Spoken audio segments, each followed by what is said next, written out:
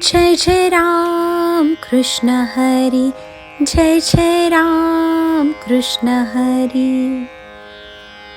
ज्ञानगूढगम्य ज्ञानदेवा लाधले, निवृत्तीने दिधले माझ्या हाती. ज्ञानदेवांना काय प्राप्त झाले आणि आपल्याला काय लाभते, काय मिळते? ज्ञानोबांना काय मिळाले आता इथे ते स्पष्ट केले आहे. ते सांगतात, मी या प्रपंचाच्या भानगडीत पडलो नाही, मुलाबाळांच्या भानगडीत पडलो नाही, त्या 2 हातांची मी पर्वा केली नाही. मी असा अलग राहिलो, मग मला काय मिळाले? ते म्हणतात, गूढगम्य असे आत्मज्ञान मला प्राप्त झाले.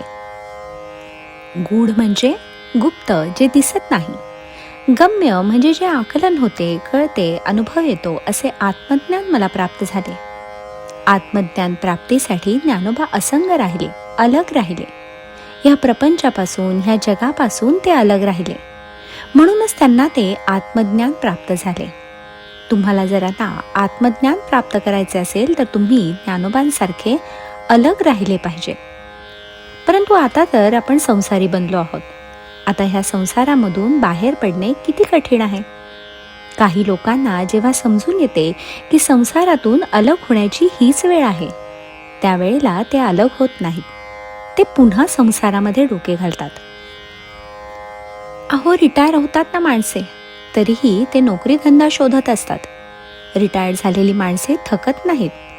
त्यांना ते प्रपंचाचेच वेध लागलेले असतात.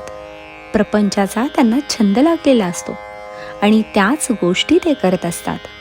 म्हणून असे म्हातारे होऊ नका. म्हातारे तर सगळ्यांना व्हावे लागेल, परंतु असे म्हातारे होऊ नका की ज्यामुळे पुन्हा प्रपंचाचा छंद लागेल. खरे रिटायर व्हा, प्रपंचातून खरे निवृत्त व्हा, आणि हे मनाने होता येते, शरीराने नाही. म्हणून ज्ञानोबा सांगतात की मी असा मनाने आणि शरीराने सुद्धा अलग राहिलो, आणि म्हणून मला ते गूढगम्य असे आत्मज्ञान प्राप्त झाले. आणि सगळे श्रेय ज्ञानोबा आपल्या गुरूंना देतात. मला जे गूढ आणि गम्य असे आत्मज्ञान प्राप्त झाले आहे ते माझ्या सद्गुरू निवृत्तीनाथांनी माझ्या हातात दिले. तेव्हा माझ्या सद्गुरूंनी मला आत्मज्ञानी बनवले. त्यांनी मला आत्मज्ञान दिले. हा गुरूंचा उपकार आहे. हे गुरूंचे कर्तृत्व आहे, माझे नाही, असेही पुन्हा ज्ञानोबा सांगतात. तेव्हा सद्गुरूंच्या कृपेने आपल्यालाही आत्मज्ञान प्राप्त होईल. ज्ञानोबांना जसे झाले आहे तसे आपल्यालाही होईल. कारण आत्मज्ञान देण्याचे सामर्थ्य गुरूंचेच असते. परंतु आम्ही तसे अधिकारी व्हायला पाहिजे.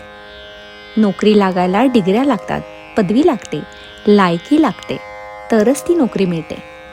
मग आत्मज्ञानाची पदवी मिळवण्यासाठी काहीतरी अधिकार पाहिजे की नाही?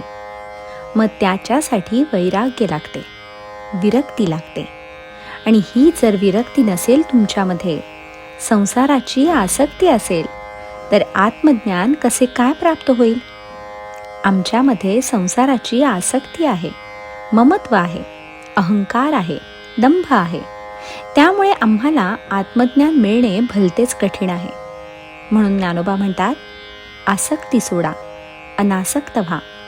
अनासक्त होण्यासाठी तुम्ही मनाने तरी बाजूला व्हा. मनाने बाजूला होता येते, परंतु आम्ही त्या मनाच्या संगतीमध्ये असल्यामुळे आम्हाला मनाने सुद्धा बाजूला होता येत नाही, असे ज्ञानोबा म्हणतात. जय जय राम कृष्ण हरी, जय जय राम कृष्ण हरी.